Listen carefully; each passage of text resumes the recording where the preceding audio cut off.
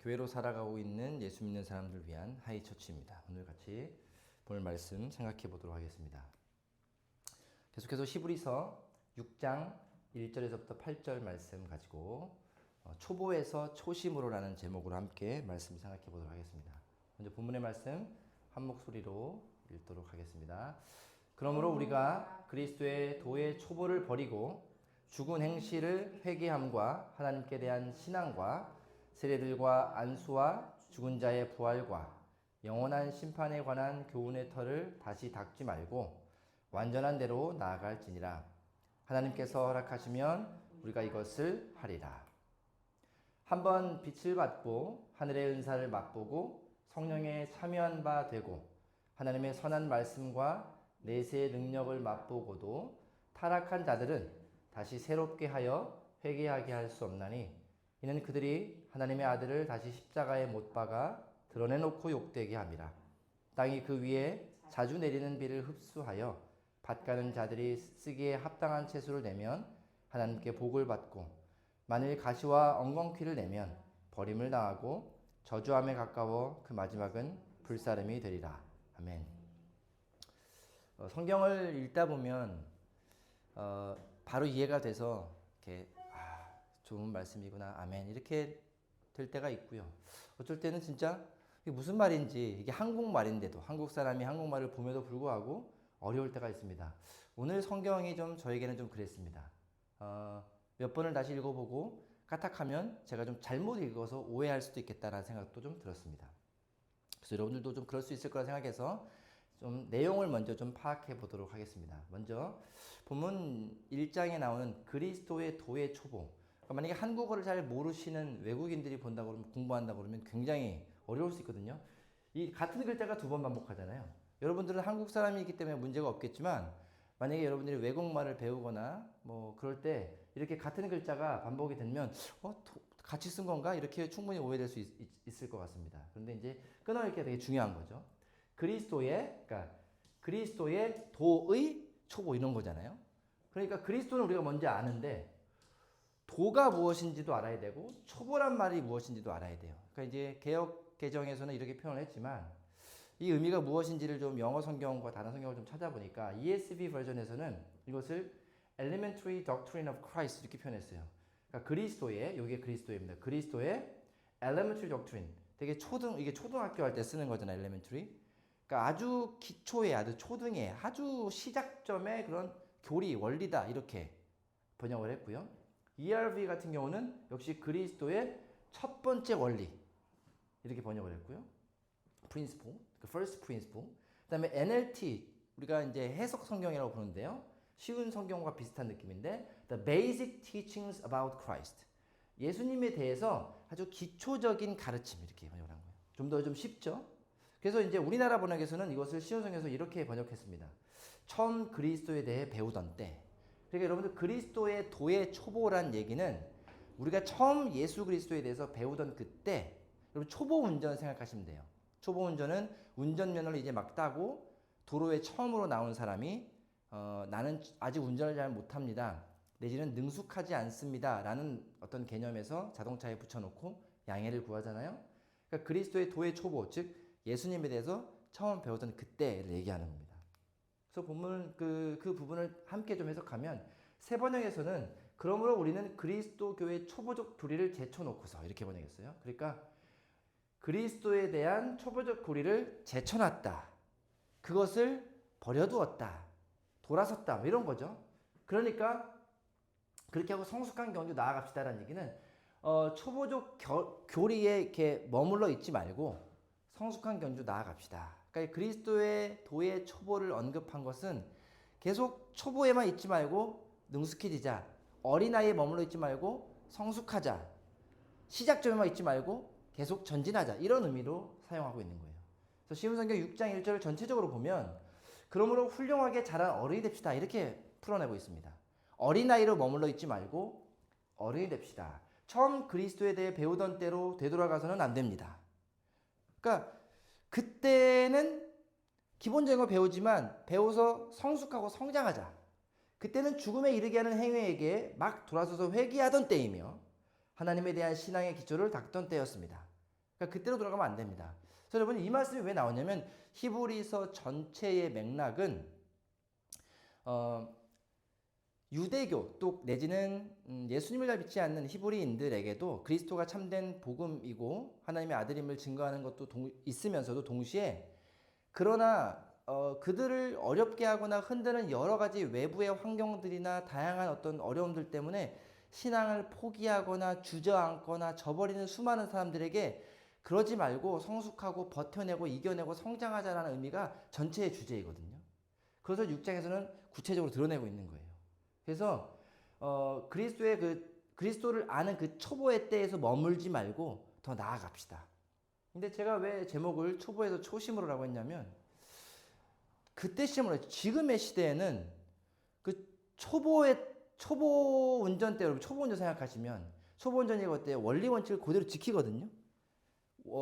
법칙도 잘 지키고 시킨 대로하고 배운 대로하고 좀 성실해요. 근데 시간이 지나서 좀 익숙해지고 나면 자기 뜻대로 하거나 괜찮아가 좀 생기거든요. 지금 한국 교회는 지금 우리가 살아가고 있는 이 시대의 그리스도인들은 성숙은 했을지 몰라요. 어떤 면에서 말씀의 깊이, 정보, 성숙되어 있는 모습이 있는지 모르지만 사실은 초보 때의 그 마음이 없는 것 같아 보여서 그러나 성경에서는 초보 때로 돌아가지 말라고 했으니까 초보 때로 돌아가자라고 제목을 하는 게 아니라 초보의 그 갖고 있는 마음, 그 초심. 초보는 아니고 능숙한 사람이지만 초심을 버리지 않고 초심으로 돌아간다면 건강하고 좋은 초심을 갖고 있는 능숙한 성장한 사람이 되지 않을까. 이래서 제목을 그렇게 지어봤습니다.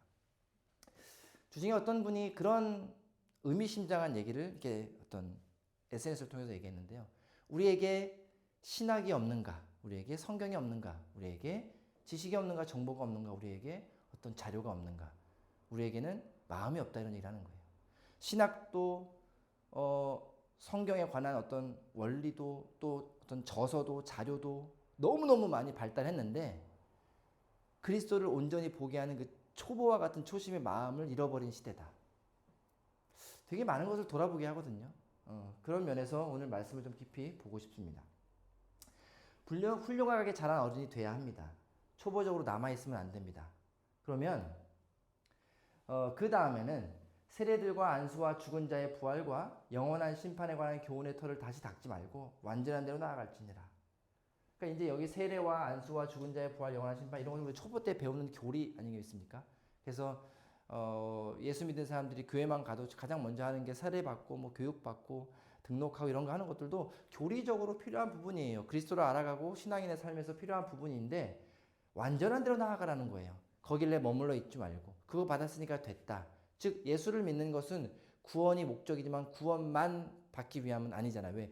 구원은 예수를 믿음으로 받았으니까 그 이후에 주님 나라 가기 전까지의 삶에서 우리가 살아내야 되고 성숙하고 성장해야 되고 조금 더 교리적인 말로 하면 성화의 단계를 이뤄가야 하거든요. 3절에 하나님께서 허락하시면 우리가 이것을 하리라. 자, 이 개역개정이 계속 말이 좀 어려워요. 그래서 도대체 이것은 무엇인가가 좀 어렵습니다. 그래서 다른 성경에 좀 도움을 받아보니 하나님께서 허락하시면 우리는 그렇게 할 수 있다. 그렇게는 좀 쉽겠죠. 앞에 언급한 그거예요. 이런 것들을 다시 하고 거기를 머물러 있는 게 아니라 완전한 대로 나아간다. 그 완전이라는 것. 성숙된 어른 또는 그리스도와 연합되어서 성숙한 그리스도인 이런 거겠죠. 다시 말하면 하나님께서 허락하시면 우리는 어른으로 성장할 수 있을 것입니다. 쉬운 성경의 버전입니다. 그럼 우리는 아직 아이인가요? 네, 신앙적으로는 성경적으로는 신앙과 믿음이 성숙되지 못해서 아직도 그리스도를 처음 배울 때와 같은 초벌에 머물러 있는 건 아닌가. 어른이 돼야 된다. 그러면 이 어른이 된다는 것, 성장한다는 건 뭘까요? 한번 빛을 받고 하늘의 은사를 맛보고 성령에 참여한 바 되고 하나님의 선한 말씀과 내세 능력을 맛보고도 자 4절 5절을 보면 우리가 예수님을 만나고 예수님을 알아가면서 받는 은혜들을 명시하고 있습니다.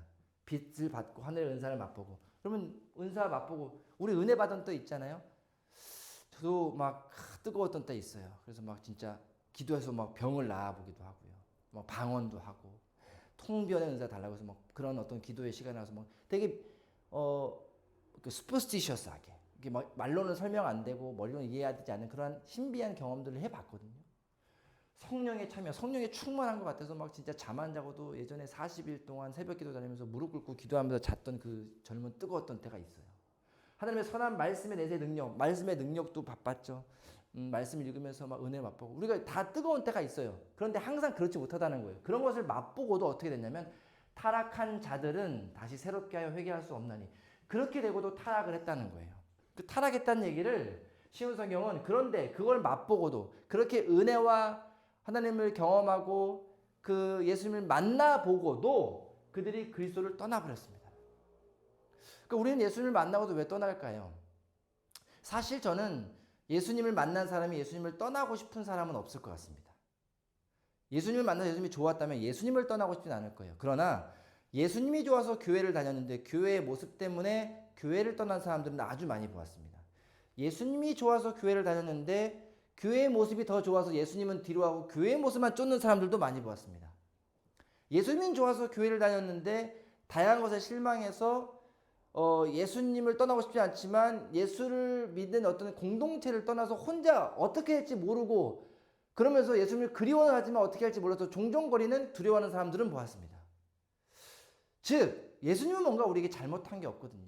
근데 예수님을 이야기하고 예수님을 믿어가는 한 그리스도인들의 신앙의 공동체의 인간적 한계의 문제들 때문에 우리는 그렇게 되는데 그런 걸 맛보고 예수님을 완전히 돌아선 사람들은 회개할 수 없다는 거예요. 근데 그러니까 이제 여기서 되게 많은 논쟁이 생기더라고요. 그리스도를 떠나면 회개할 수 없는가? 문장의 표현을 여러 가지 학자들은 되게 많이 논쟁을 하더라고요. 한 번 떠나면 못 돌아와. 그러니까 한 번 배척되면 안 되라고 하고 이거 그런 의미가 아니야. 하나님의 마음은 그렇지 않잖아. 언제든지 회심할 수 있고 회개할 수 있잖아. 여기서 표현한 건 그러니까 그렇게 하지 말라는 거 아니야라고 학자들이 논의하고요. 어제 참 그 말씀을 준비하면서도 많이 또 다른 의견이 있는 걸 찾아보았는데 정말 결론 내리기 어렵습니다. 그렇다면 저는요 말씀을 읽으면서 나는 이 말씀을 어떻게 읽을 것인가에 더 초점을 갖추고 싶거든요. 여러분 우리가 그리스도를 경험하고 그리스도를 완전히 떠났다면 기회가 없을까요? 아니면 그 사람이 돌아오기가 어려울까요? 저는 완전히 그리스도를 떠난 사람이라면 정말 다시는 예수 안 믿으라고 떠난 사람이라면 이미 그 정도의 마음이기 때문에 다시 예수님을 찾기가 쉽진 않을 수 있어요. 하지만 어떤 계기로 정말 회개해서 예수님을 찾고 싶은 상황이 안 생길까요? 저는 생길 수도 있다고 생각합니다. 그러니까 예수님을 떠났건 안 떠났건 자기가 예수님께 돌아가야겠다. 난 예수를 믿어야겠다. 나는 예수를 계속 믿어야겠다. 예수님을 배척했지만 다시 믿어야겠다. 수많은 결정의 순간에 돌아갈 수 있는가? 그 돌아가는 결정을 한다면 우리가 말씀대로 하나님을 용서하시고 받아주실 거라고 믿습니다. 그럼 여기서는 왜 그렇게 표현했을까?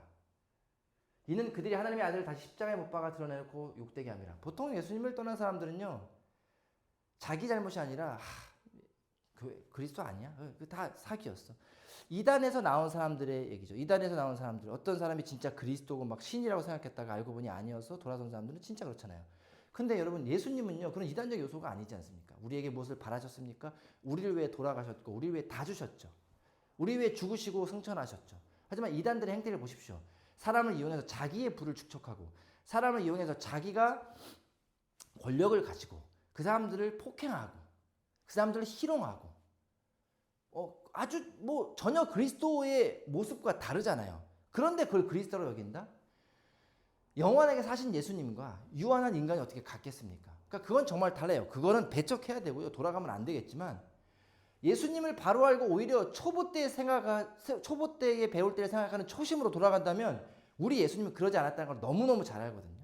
그러니까 저는 이 말씀을 읽으면 읽을수록 어찌 보면 초보의 모습을 버리고 우리 성장하자는 얘기였는데 말씀은 저는 제대로 된 초보로 다시 돌아가 봐야겠다는 생각이 드는 거예요.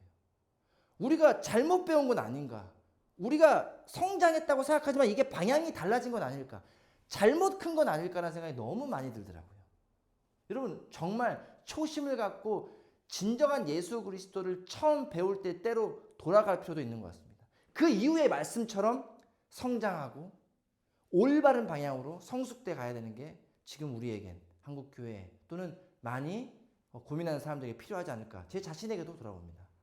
나의 신앙은 과연 지금 예수님이 원하는 방향, 그 초심의 방향과 초보의 방향대로 계속 성장하고 있는가 아니면 방향이 좀 달라지면서 성장하고 있는가. 고민이 되는 부분이에요. 자, 이 말씀을 이렇게 보고 나서 땅 위에 내리는 비를 흡수하여 밭가는 자들이 합당한 채소를 내면 하나님께 복을 받고 가지와 엉겅퀴를 내면 버림을 당하고. 그러니까 잘하면 복 받고 아니면 버림받는다라고 하니까 어떤 마음이 드냐면 거봐, 하나님도 잘하면 복주고 아니면 안 되잖아. 결국 어떤 사람은 지옥 가.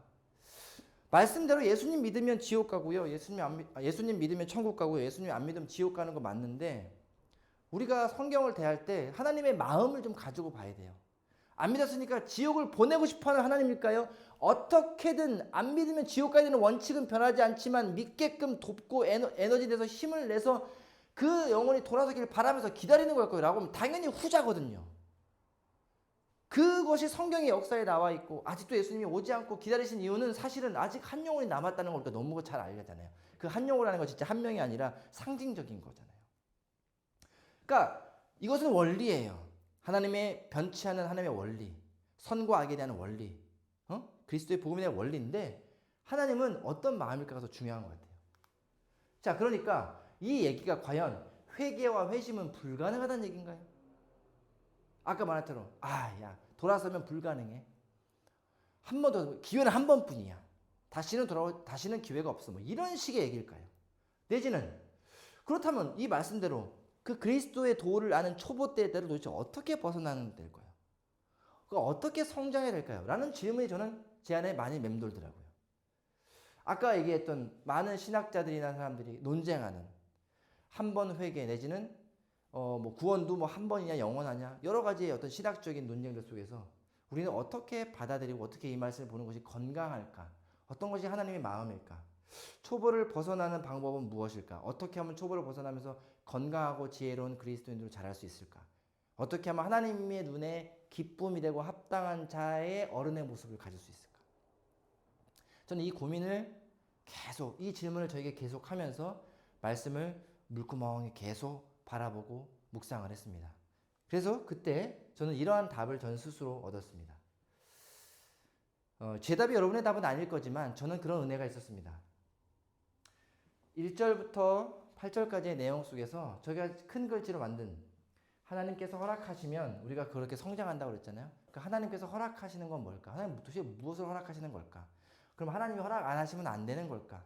자, 먼저 하나님이 허락하시면 안 되는 거의 질문에 저는 이런 답을 얻었어요. 하나님은 늘 허락하시는 분입니다. 하나님은 허락할 수 있고 안 할 수 있지만 안 하는 선택을 안 하시는 분이에요. 늘 허락하세요. 왜? 그 허락이 뭐냐면 내 자녀가 돌아오는 것이고 내 자녀가 성숙하는 것이기 때문에 하나님 늘 허락하세요.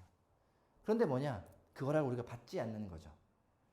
자, 하나님의 허락이 뭐냐면 저는 7절에서 그 클루를 좀 찾았습니다. 땅이 그 위에 자주 내리는 비를 흡수하여. 저는 마치 땅이 그 위에 자주 내리는 비가 하나님의 허락 같았어요. 하나님이 비를 허락하시는 거죠. 하나님이 허락하시면, 즉 비를 내리면 그 다음은 누가 해요? 허락은 하나님이 하셨어요. 그럼 우리는 뭐 해야 되냐면 그 비를 흡수하여야 돼요. 당연한 거 아닌가요? 땅이 흡수 안 하나요? 아니요. 여러분 방수천 보셨나요? 저는 스쿠버 다이빙을 주말에 이제 바다 청소할 때 하는데 다이빙을 배우고 나서 참 놀랐던 거 하나가 그 다이빙 수트예요. 그러니까 여러분 겨울 바다를 들어간다면 저처럼 초반에 다이빙에 대한 전혀 그 정보가 없었던 분들은 겨울바다 추운데 어떻게 들어가라고 하잖아요. 저도 그랬어요. 그런데 첫째, 겨울 바다에 바깥엔 추운데 바다 속은 춥지 않아요. 뭐 좀 추울 때는 많이 추우면 12도가 되기도 하지만 어쩔 때는 15도, 17도 되기도 하거든요. 그러니까 밖에는 뭐 0도, 1도인데 바닷속은 더 따뜻해요. 그래서 일단 바닷물이 따뜻하다는 생각을 들어가고 난 다음에 했고, 또 한 가지는 우리가 물에 들어가면 젖다고 생각하는데 이 드라이 수트라는 이 재질의 그 다이빙 수트는 입으면 물이 안 들어와요. 그러니까 속에다가 충분히 털이 있는 기모도 있는 두꺼운 옷들을 입고 그 수트를 입으면요 물이 안 들어오기 때문에 따뜻하게 보온을 할 수 있어요. 그러니까 모든 게 물이 들어오지 않아요. 또 어떤 방수천대로 물이 들어오지 않아요. 하나님 피 내리신다고 해서 다 흡수하는 건 아닌 것 같아요. 하나님이 허락하시지만 그것을 흡수하는 게 중요해요. 저는 그 흡수가 그리스도의 도를 아는 초보의 마음 같습니다. 그런데 그 흡수한 다음에 뭐 해야 되냐? 밭 가는 자들이 쓰기에 합당한 채소를 내면, 이게 우리가 성장해야 되는 방향이에요.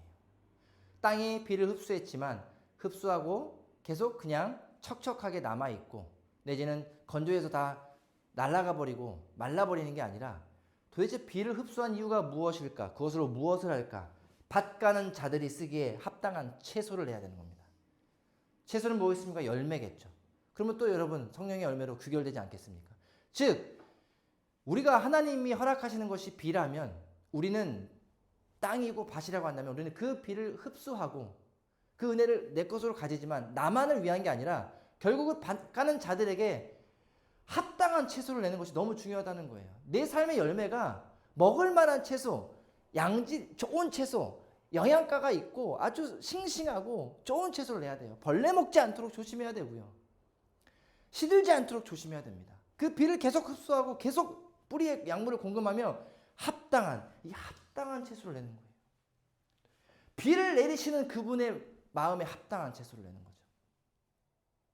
그리스도를 믿는 우리가 하늘에 내리는 비를 받지만 합당하지 않은 채소를 내거나 채소를 못 내거나 아니면 채소가 가치가 없거나 병든 채소를 냈기 때문에 많은 이들이 밭가는 이들이 이거 안 되겠구나 생각하지 않겠습니까?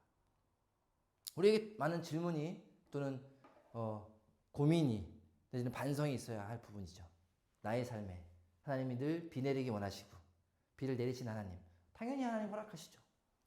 나는 얼마나 그 은혜를 흡수하는가, 그 비를 흡수하는가, 내 것으로 촉촉하게 가져가는가, 그리고 그 다음에 뭐 하는가, 내가 내야 될, 내가 해야 될 일이 무엇인가 생각하며 여러분의 삶에, 저의 삶에 하나님이 내신 비를 충분히 흡수하고 먹기에 좋은, 아주 좋은 최상품의 합당한 채소들을 만들어내는 그런 성장하고 그런 멋진 어른의 삶으로 성장할 수 있다면 참 좋지 않을까 생각해 봅니다. 저는 이 말씀을 이렇게 보았지만 여러분들이 또 읽으면서 어떤 말씀이 은혜가 되고 어떻게 여러분 적용될지 모르겠지만 저의 말씀을 통해서 이것이 답이다가 아니라 말씀을 볼 때 꼭 어떤 말로만 이어지고 하는 것도 중요하겠지만 내가 그 말씀을 통해서 무엇을 나는 느끼는가, 무엇을 받아들였고 하나님의 어떤 마음을 내가 깨달았는가, 이거 참 중요하죠. 그리고 그 깨달음으로 하여금 나의 삶에 투영해서 살아가야 되는 것이거든요.